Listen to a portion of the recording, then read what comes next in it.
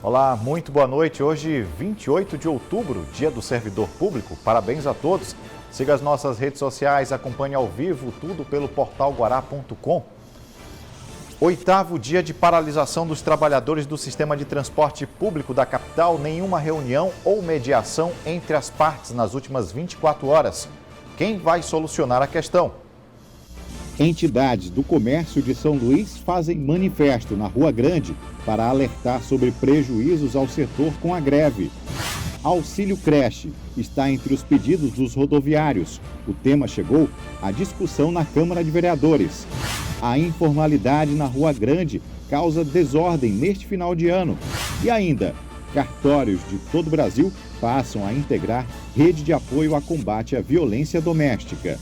Tudo isso e muito mais agora, no Jornal da Guará.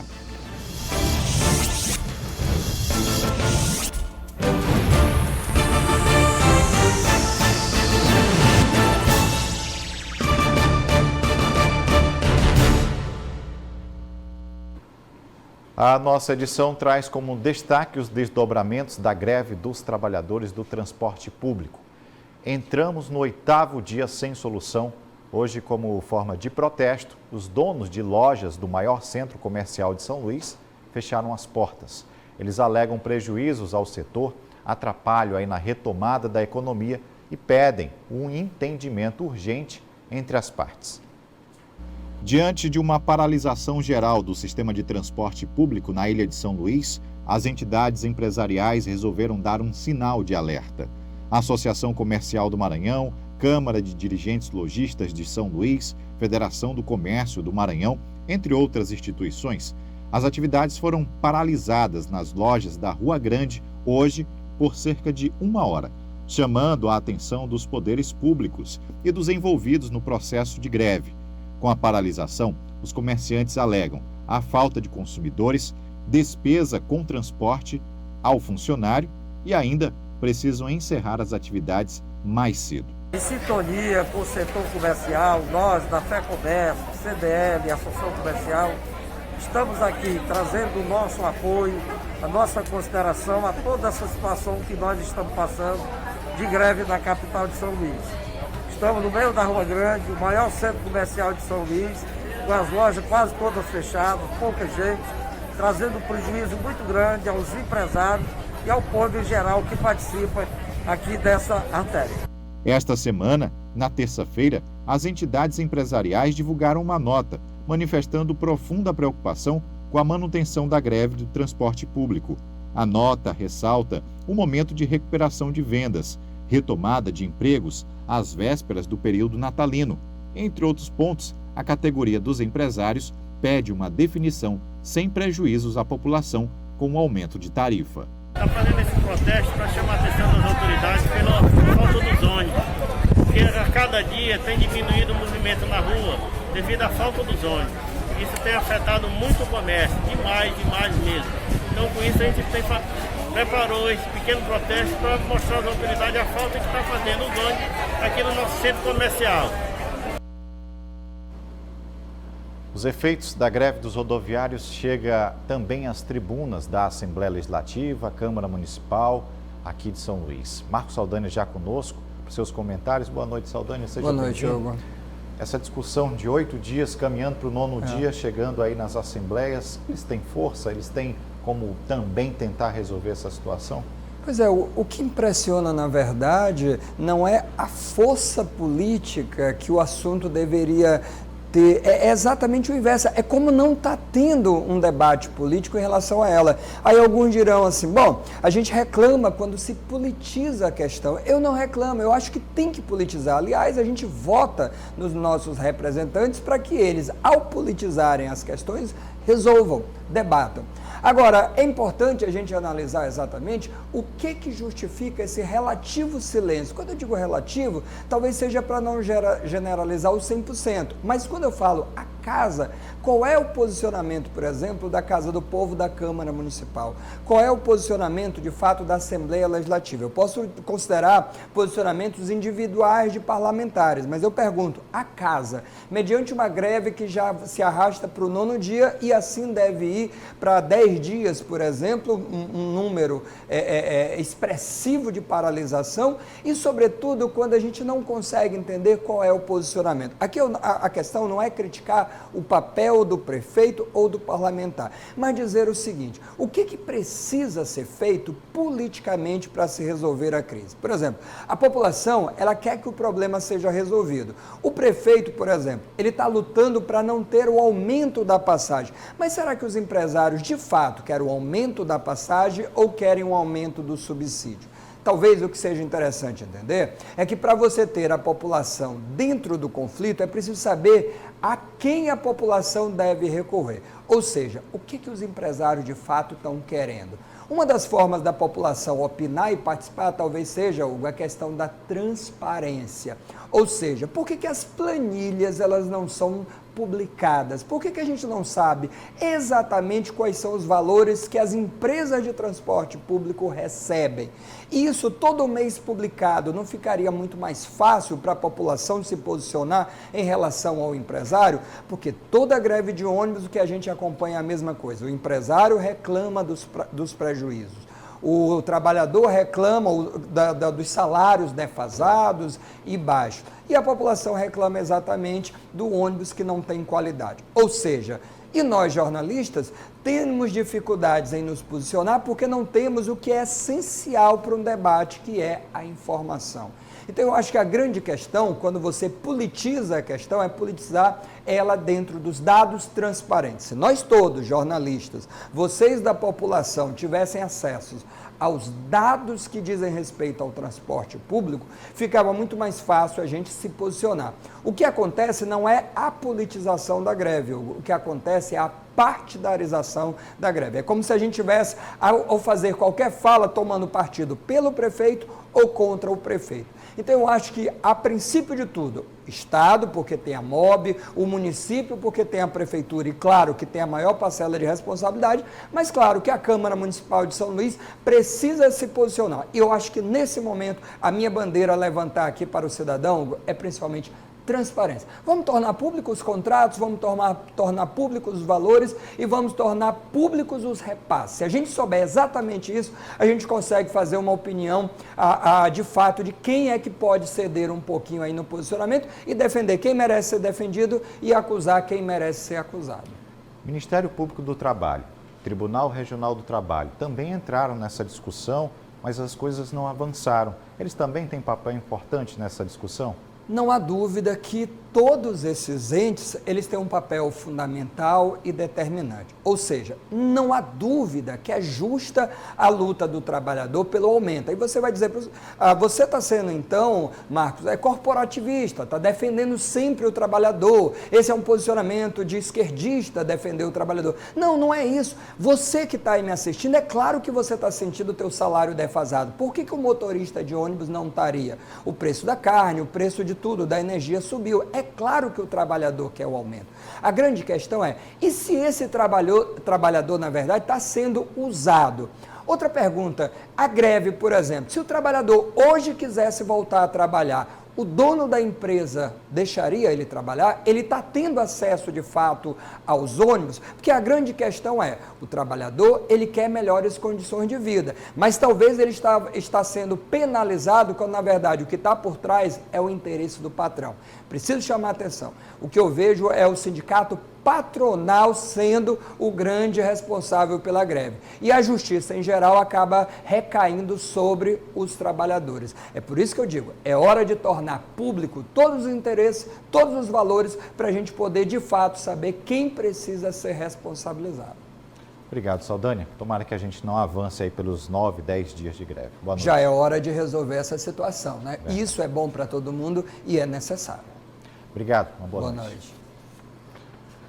E olha, tem cidadão que resolveu fazer um abaixo-assinado. Professor universitário Wesley Souza, militante político de causas sociais, resolveu fazer um abaixo-assinado para criar uma comissão parlamentar de inquérito, uma CPI do transporte público, com o intuito aí de responder questionamentos quanto aos investimentos anuais nos transportes, o lucro das empresas, detalhamentos dos contratos, tudo isso que Saldanha falou. Até ontem, o documento que contabilizava aí 327 assinaturas, os detalhes sobre esta mobilização está em nosso portal guará.com. Basta acessar. Diante das reivindicações dos trabalhadores do transporte público, existe uma que atende às mães que precisam trabalhar, deixar seus filhos amparados. Eles pedem, a categoria pede o auxílio creche. E como atender a esta demanda? Veja na reportagem de Eduardo Gomes. O pedido vem sendo feito pelo Sindicato dos Rodoviários do Maranhão para que seja concedido o auxílio creche, um direito das mães de bebês menores de 6 meses para ter um lugar onde elas possam deixar os filhos enquanto estão trabalhando. Caso a empresa não possua creche no espaço físico, ela deverá pagar uma taxa para que os colaboradores possam encontrar uma próxima à região. Só que esse valor não pode ser deduzido da empregada, já que não se trata de um benefício como Vale Transporte ou Plano de Saúde, que pode ser prorrogado ou oferecido com desconto. O auxílio creche não é uma lei, mas é estipulado na consolidação das leis de trabalho. O debate chegou na Câmara Municipal de São Luís através do coletivo Nós, que entende a importância desse auxílio. Hoje os rodoviários também trazem essa pauta para o coletivo Nós, para a Câmara Municipal de São Luís, para a Prefeitura de São Luís, e é uma pauta que também o coletivo Nós trabalhou durante a sua pré-candidatura, durante a sua candidatura, e hoje a gente precisa massificar junto aos órgãos de direito para que essas creches ou o auxílio creche ele seja de fato tratado com responsabilidade junto ao público feminino, principalmente as mulheres que trabalham no horário noturno, que deixam suas crianças, seus adolescentes, na maioria das vezes com familiares, com vizinhos, porque elas não têm condições de pagar uma pessoa responsável para tomar conta dessas crianças, desses adolescentes. Até o momento, a proposta não foi atendida pelos empresários do setor, mas o coletivo Nós garante que vai continuar atuando para que as mães tenham esse direito garantido. A ideia é a gente reunir novamente com a categoria, principalmente a categoria rodoviária feminina e aquelas reivindicações que a gente já tem, para a construção de um projeto de lei para que essas creches, de fato, elas sejam construídas, principalmente nas regiões periféricas de São Luís, que é onde a gente tem o maior índice de violência contra crianças e adolescentes. Bem, a Câmara dos Deputados em Brasília aprovou a proposta que cria o Programa Gás para os brasileiros, o chamado Auxílio Gás. Essa medida vai subsidiar o preço do gás de cozinha para famílias de baixa renda. O texto prevê que cada família receba a cada 2 meses o equivalente aí a 40% do preço do botijão de gás. Serão beneficiadas famílias inscritas no Cadastro Único para Programas Sociais do Governo Federal, que é o CAD Único, com renda familiar mensal per capita menor ou igual a meio salário mínimo, ou que morem na mesma casa de beneficiários do Benefício de Prestação Continuada, o BPC. O auxílio será concedido preferencialmente às famílias com mulheres vítimas de violência doméstica sob o monitoramento de medidas protetivas de urgência. Vale destacar que aqui no Maranhão este auxílio já é uma realidade e concede a compra total do gás de cozinha por 3 meses.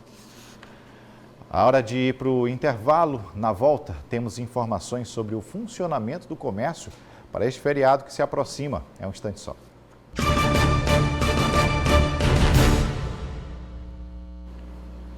Voltamos a falar sobre a Rua Grande.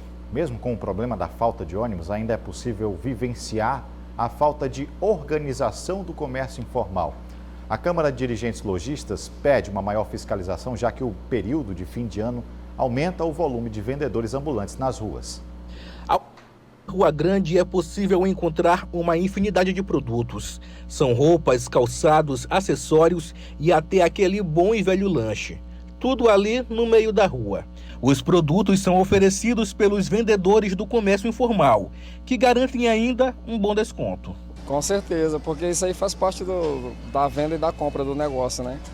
Às vezes a pessoa não vem nem tanto para comprar, na curiosidade vai olhar, mas aí devendo o atendimento, a atenção que a gente dá, o preço que a gente faz, acaba levando o produto. Então tem que dar um desconto, né? Com certeza, porque tudo está um pouco complicado para se comprar e se a gente não fizer um manuseio de dar um desconto, a gente também não vende, né? Só que a venda no comércio informal vem prejudicando muitos empresários, que afirmam que a concorrência é desleal. Essa problemática do comércio informal, ela já é antiga, né? Já é bastante antiga.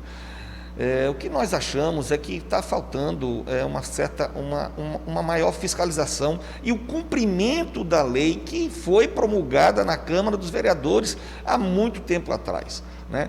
Ou seja, é o disciplinamento. Nós precisamos apenas discipliná-los nessa via que é a principal artéria do comércio de São Luís, que é a nossa Rua Grande, né? Na verdade, nós vimos aí que está muito bagunçado.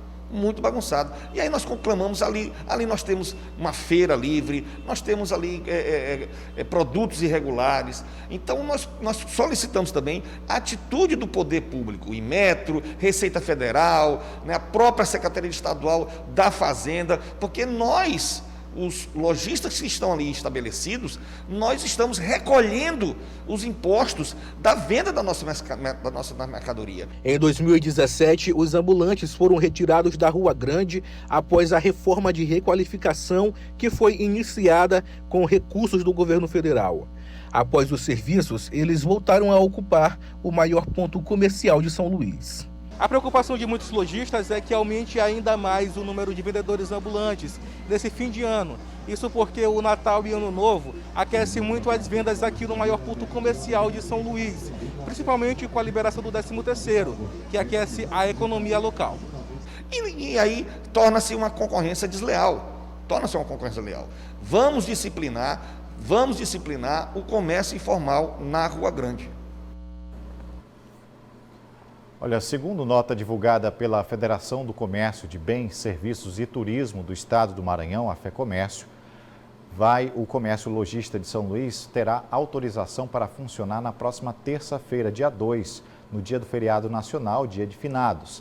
Essa decisão foi tomada pela entidade, juntamente aí com o Sindicomerciários, que permite que estabelecimentos comerciais de ruas, avenidas, galerias e outros centros comerciais possam abrir as portas nesse dia, de 8 da manhã até 6 da tarde, e já as lojas situadas em shopping centers poderão funcionar de 10 da manhã até 10 da noite. Quem optar pelo funcionamento deve realizar o pagamento das horas trabalhadas com acréscimo de 100% sobre o valor da hora normal. Além disso, deverá ser paga também uma gratificação no valor de R$ 40 aos empregados convocados para esse trabalho. E atenção, pais e responsáveis de crianças menores de idade, a empresa Pfizer vai submeter pedido à Agência Nacional de Vigilância Sanitária, a Anvisa, para a aprovação do uso da vacina contra o coronavírus em crianças entre 5 a 11 anos, já no mês de novembro que se aproxima. A vacina Pfizer-BioNTech apresentou 90,7% de eficácia contra o novo coronavírus em testes clínicos. Lembrando que a vacinação para as outras idades está seguindo e há ainda uma grande necessidade da imunização. A gente segue para mais um intervalo e daqui a pouquinho, combate à violência doméstica ganha mais um reforço com os cartórios. Saiba mais daqui a pouco.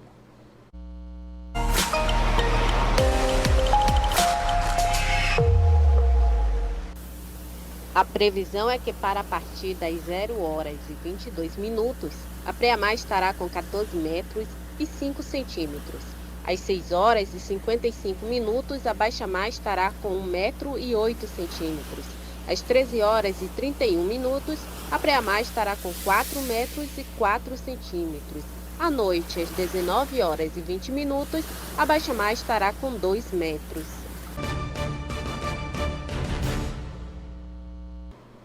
Jornal da Guará já de volta e a Prefeitura de São Luís segue com obras de recuperação no anel viário, na área da Fonte do Bispo, no centro da cidade. Hoje já teve início obras da nova etapa de drenagem. Os serviços serão executados pela Secretaria Municipal de Inovação, Sustentabilidade e Projetos Especiais, SEMISP, que é responsável pela reforma daquele espaço. O local fará a interdição do trecho do anel viário, na altura do Bar do Cabão. A interdição deve durar aí 5 dias, tempo previsto para realizar a obra de drenagem. O local corresponde ao retorno de veículos que circulam no sentido de quem vem do bairro Areinha, indo para a área Itaquibacanga. Com essa interdição, esse fluxo de veículos será transferido para o trecho em frente à Capela de São Pedro. As obras da Fonte do Bispo integram o programa de revitalização do Centro Histórico de São Luís, iniciado na gestão passada, tem como objetivo a requalificação da região do Anel Viário e já passa por bons tempos fazendo essa atividade. Bom, mulheres do Maranhão agora podem contar com mais um local de apoio para registrar denúncias de violência doméstica. Mais de 13 mil cartórios do Brasil inteiro passam a integrar a campanha Sinal Vermelho, incentivando denunciar qualquer abuso às mulheres. As denúncias já podem ser recebidas nos cartórios maranhenses. É que a partir de agora, as mulheres vítimas de violência doméstica contam com uma nova ferramenta para denunciar esse tipo de crime. Através de um símbolo, um X desenhado na palma da mão, que essas mulheres poderão, de maneira discreta, informar aos profissionais que atuam nos cartórios que estão sendo vítimas de violência doméstica, e eles poderão acionar a polícia. Segundo a diretora da Casa da Mulher Brasileira, a medida é importante. Isso porque em muitos municípios maranhenses não há nenhuma delegacia. Isso é uma extensão da campanha Sinal Vermelho, criada no ano passado, de início uma atuação conjunta com as farmácias, porque eram os locais em que as mulheres tinham como acessar ao saírem de casa para fazer as denúncias e porque elas existem em todas as cidades. Assim como os cartórios, existem cidades que não têm uma sede de delegacia, não têm uma sede de Ministério Público, algo do tipo, e tendo um cartório, a mulher vai poder se deslocar até esse local, fazer a denúncia, e assim a gente tem um mecanismo a mais de proteção e um mecanismo a mais de dizer que não se permite mais a violência contra a mulher. A ação é permanente e envolve várias associações, como a dos notários e registradores do Brasil, a Associação dos Magistrados Brasileiros e o Conselho Nacional de Justiça, que se uniram na campanha Sinal Vermelho. A violência contra a mulher é um mal que precisa ser combatido em comunhão de esforços de toda a sociedade, já que muitas das vezes essa mulher não consegue ir até uma delegacia ou acionar a polícia militar, seja porque o agressor a impede ou mesmo porque tem vergonha de procurar diretamente os órgãos de segurança pública. Segundo a Associação dos Magistrados Brasileiros, mais de 17 milhões de mulheres sofreram violência física, psicológica ou sexual entre agosto do ano passado a julho deste ano, o que representa 24,4% da população feminina do país, acima de 16 anos de idade e que reside no Brasil. A diretora da Casa da Mulher Brasileira acredita que a união de vários órgãos é fundamental para combater a violência doméstica. Não existe uma fórmula mágica do enfrentamento à violência contra a mulher. São várias ações conjuntas que vão proporcionar um resultado nesse enfrentamento. E o resultado que a gente precisa é que a sociedade pare de naturalizar e pare de aceitar a violência contra a mulher, porque só assim que a gente vai ter, de fato, uma sociedade saudável em que as famílias vão viver em paz e harmonia. Bom, essas foram as nossas informações de hoje e sem nenhuma previsão de mais um acordo ou tentativa de acordo que aconteça amanhã. Vamos acompanhando os noticiários, as informações, o portal guará.com sobre esse movimento de greve. Uma ótima noite, até amanhã.